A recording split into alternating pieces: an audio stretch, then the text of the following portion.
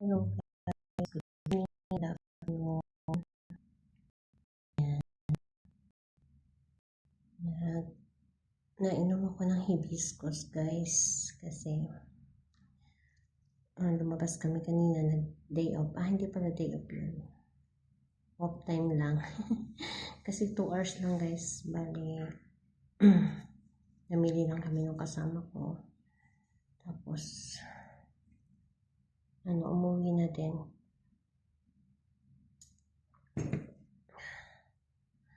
Sobrang init siguro. Na high blood ako. Pero 2 hours lang naman kami.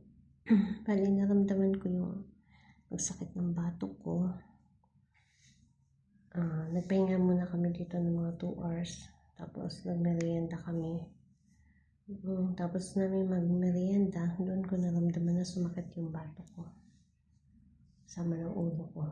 Piling ko mapuputol yung leg ko, kaya nag-BP ako. Tapos, pagka-BP ko, doon ko nalaman na high blood ako. Yan, naglaga agad ako nitong hibiscus. Yung hibiscus na tinatawag ko parang gumamela siya. Yan, gumamela yan na dry. Yan. Hibiscus flower. Bali, naglaga ako niyan. Tapos, yan ang ininom ko kasi nakapagpababa yan guys ng dugo. Yan. Maganda din yan sa cholesterol. Nagpapababa din ng cholesterol yan. Tapos, maganda din yan sa puso. Maraming benefits yan guys, yung hibiscus. Yan.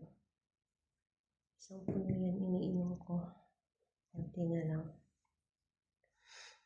Marami siyang benefits. Kasi, rich in antioxidants din yan guys. Tumutulong siya sa paglaban sa mga cell damage natin.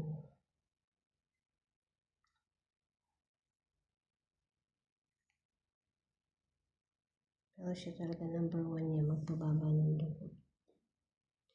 Maganda din yan sa may kidney. Ang lasa nito, parang cranberry guys, maasim. Yung cranberry maganda yan sa kidney. Yan. Yan, kaya may orange dito after ko na minom nitong hibiscus. Kakain naman ako ng orange kasi nakapagpababa din yan ng dugo. Sinasuggest ko itong hibiscus sa inyo guys. Kung mataas ang dugo nyo, o kaya meron kayo heart disease, may asthma, o may tawag dito, may sakit sa bato, maganda yung hibiscus.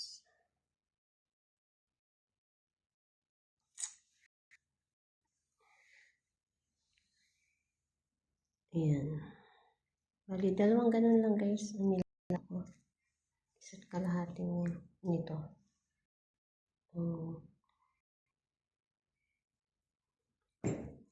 Ang tubig, pinakuloan ko lang siya ng dayang-dayang.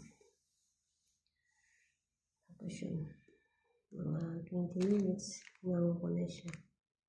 At ininom ko na.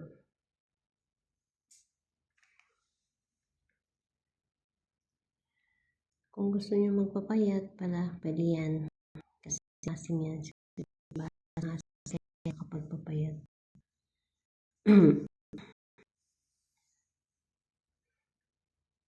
Maganda yan guys. May nabibili na nito sa SM. Yung hibiscus tea. Kaya pag sa Pinas, pwede na kayong makabili ng ganyan. Hibiscus tea. Medyo lang.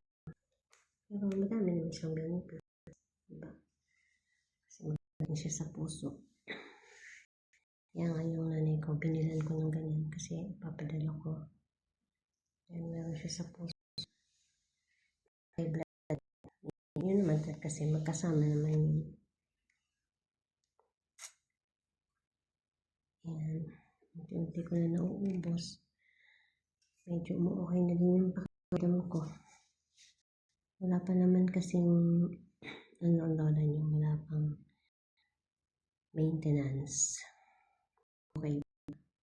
Yun nga lang, minsan talaga nag-high blood ako kung galit. Yun na, sobrang init. Magandang lola niyo. Matigok agad.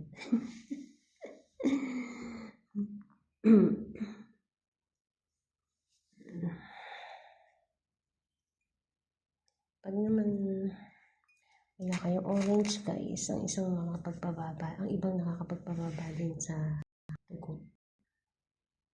Mansanas, o kaya naman kamatis. Yan, pag may acid, di pwede ang kamatis. Tapos, lemon. Yan, kung maasim yun. Yan ang mga nakakapagpababa ng dugo. Pag hindi pa nakuha, pag hindi pa siya talaga bumaba, hindi pa siya as in naging okay, naliligo ako. Guys, yung hindi malamig. Naliligo ako, maligo. Tapos mag-exhale. Ganun. Yun lang para mawala na yung taas ng dugo mo. Ayan, nire-recommend ko yan sa inyo guys. Maganda yan. Hindi lang yan sa high blood. Kaya, bilhin na kayo ng hibiscus. At uminom kayo niyan. Kasi talagang malaking tulong yan sa ating katawan, yung hibiscus. Siyempre, maganda din yan sa skin guys. Nakakapagpaglow ng skin, sabi nila. At saka nakaka-reduce din yan ng pagod. Yun ang sabi nila. Pero siguro totoo naman.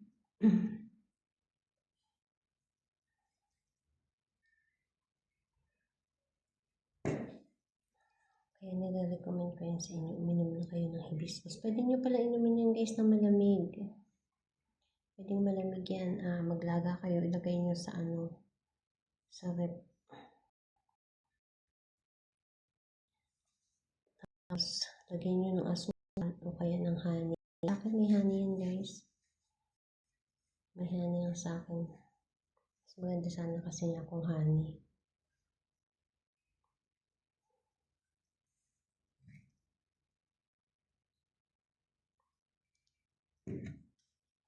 Kasi ang honey, gamot din yan sa ating katawan.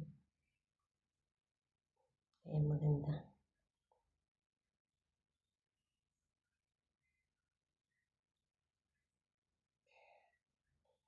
Kaya yan guys, bilhin na kayo ng hibiscus. Yan ang inyong inumin, ang hibiscus.